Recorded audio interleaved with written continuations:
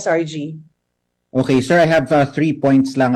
First question po, this is regards the impeachment. Nag-send na daw po kayo ng notice of pre-trial to the parties and na-publish na po yung new rules sa Diaryo regarding the election of a presiding officer. Can you confirm this and can we get updates on the preparations for the trial? And kayo pa rin ba ang presiding officer? Yes, I signed the notice for pre-trial yesterday. So pinadala na namin yan both to the defense and the prosecution team.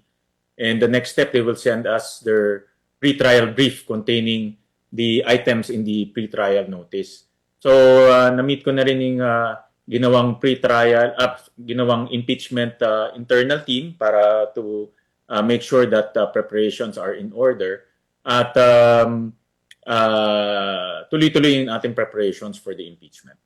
Yung pag-preside, kayo prepared na rin kayo to preside? Yes, I'm preparing myself as we go along.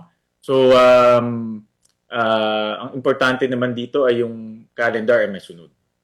So yung publication ng new rule, yung in-approve ninyo last June 3, confirm na rin po yun? I believe na published yesterday sa newspapers. Okay.